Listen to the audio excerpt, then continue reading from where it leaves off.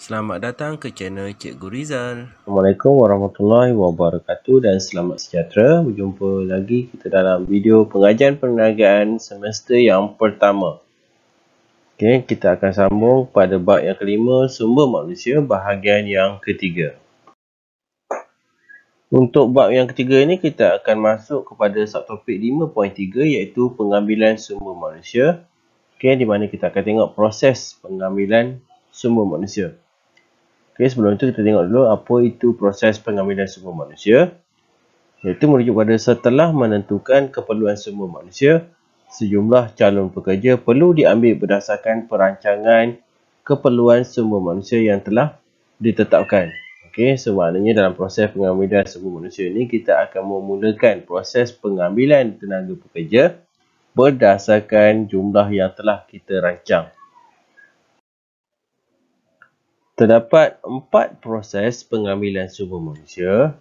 Okey, so diingatkan lagi sekali, bila proses tolong ikut urutan dengan betul.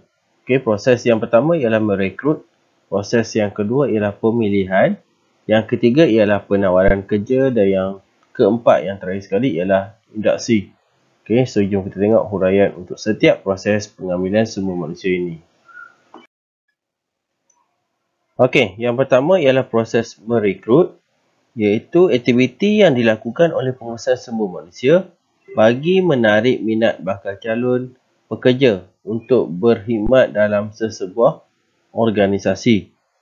So, antara aktiviti perekrutan ni kita boleh ambil daripada dua sumber, iaitu sumber dalaman dan juga sumber luaran.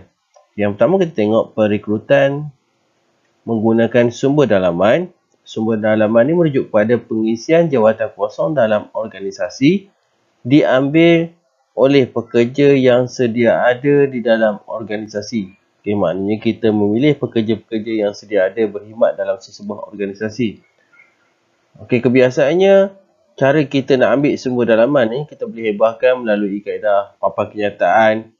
Okay, maknanya iklan jawatan kosong tu kita akan tampal di papan-papan kenyataan yang tersedia dalam organisasi ataupun mungkin melalui buletin, hebahan dalaman, mungkin dalam bentuk email ataupun kita masukkan dalam laman web organisasi atau syarikat kita ataupun melalui inventory kemahiran tenaga kerja. So maknanya kita dah kenal pasti pekerja, so kita akan dapatkan data mengenai pekerja tersebut dalam inventory simpanan kita.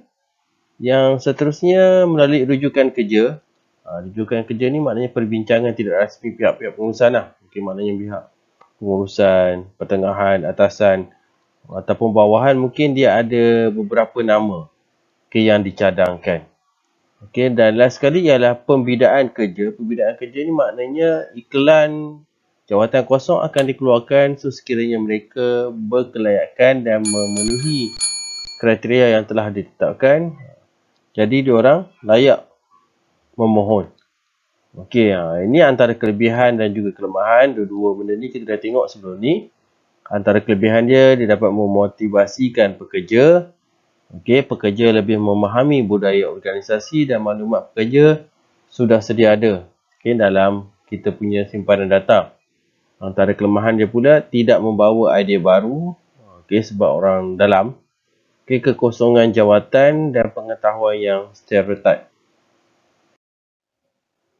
Yang kedua ialah perekrutan sumber luaran, iaitu merujuk pada tindakan pengurus sumber manusia menarik pekerja untuk bekerja dalam organisasi dari luar organisasi. Sumber luaran ni mereka calon-calon daripada luar, daripada syarikat. Kebiasaannya cara kita nak menarik minat pekerja untuk mengisi jawatan yang ada dalam kita punya syarikat. So melalui yang pertama iklan, iaitu pengumuman jawatan kosong melalui notis, poster di akhbar atau menyampaikan mesej melalui radio dan televisyen.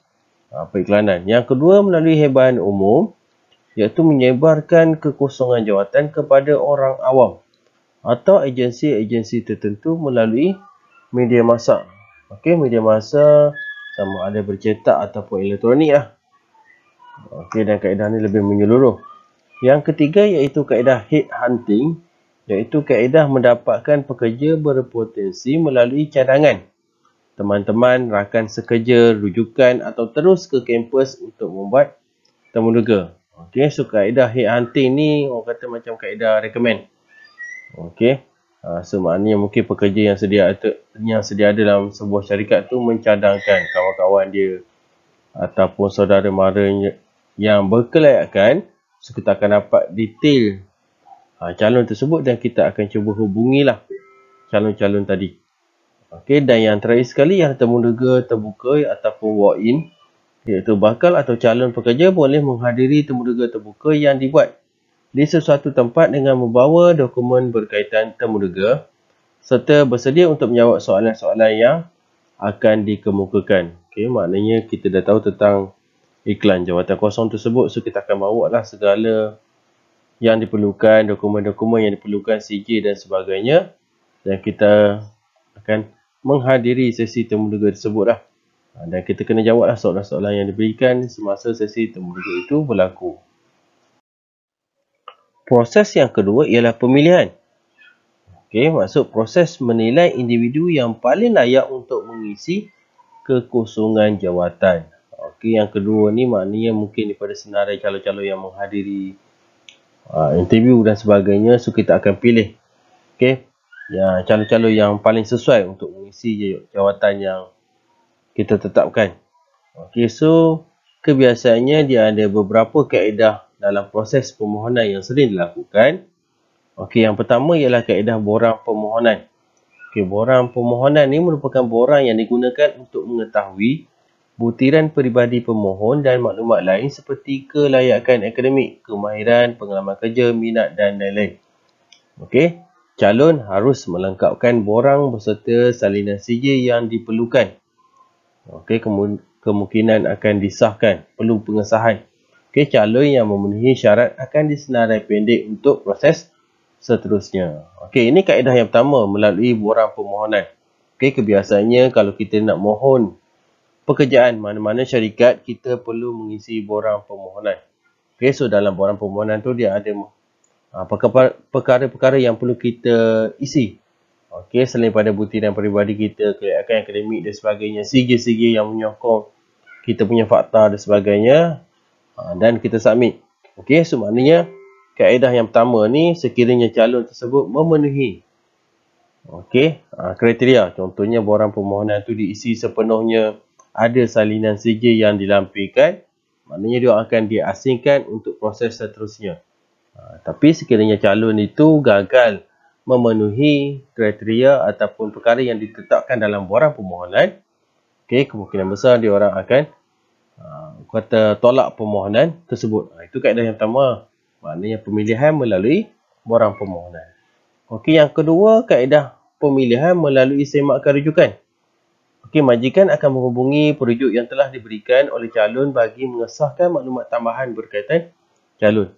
Okey, kebiasaannya dalam borang permohonan ada maklumat-maklumat, contohnya berkaitan dengan pengalaman kerja. Kita pernah kerja dengan syarikat sekian. Okey, kita bagi nama syarikat, kita bagi nombor telefon ataupun kita letakkan nama individu yang boleh dirujuk. Okey, so maknanya pihak syarikat dia akan menghubungi nama-nama ataupun nombor yang diberikan dalam borang permohonan itu untuk mengesahkan maklumat yang diberikan oleh calon tadi. Ataupun mungkin dia ingin mendapatkan maklumat-maklumat tambahan. Okey, sebagai contoh dia call syarikat sebelum ni yang dia pernah bekerja, so dia akan tanyalah detail. Okey, dia ni pernah kerja tak dengan syarikat itu? Okey, bila? Okey, sebab apa berhenti, macam mana dari segi disiplin dan sebagainya. So itu antara perkara-perkara yang akan ditanyalah. Okey, so itu kaedah pemilihan melalui semakan rujukan. Yang ketiga ialah kaedah temuduga. Okey, temuduga ni merupakan proses pertukaran maklumat antara pihak syarikat dengan calon pekerja. Okey, merupakan proses menilai kemahiran berinteraksi, penampilan diri, keyakinan diri, tahap pengetahuan dan mendapatkan maklumat tambahan lain berkaitan calon. Okey, memberi peluang organisasi mengenali calon dengan lebih dekat. Okey, so masa sesi interview tu calon akan diberitahu mengenai tugas, tanggungjawab, polisi, gaji, waktu bekerja, budaya kerja dan lain-lain lah. Okey, so kaedah pemilihan yang ketiga ialah melalui kaedah temu duga. So melibatkan pihak syarikat dan juga calon. Okey, so dari sini so banyak maklumat-maklumat yang boleh diperoleh oleh pihak syarikat lah sekiranya melakukan kaedah temu duga. Okey, dan yang terakhir sekali ialah kaedah ujian, iaitu proses saringan dan penilaian calon bagi mengenal pasti calon yang benar-benar memiliki kemahiran, pengetahuan dan keupayaan yang diperlukan untuk mengisi sesuatu jawatan. Ini maknanya kaedah pemilihan yang keempat, ujian ni. Selain mengisi borang dan sebagainya, dia ada ujian-ujian yang perlu dilakukan sebelum diterima masuk. So ujian ni dia bergantung kepada jenis pekerjaan, dia tak sama. Ada setengah tu mungkin sama dan yang lain tu dia berlainan mengikut pada skop kerja.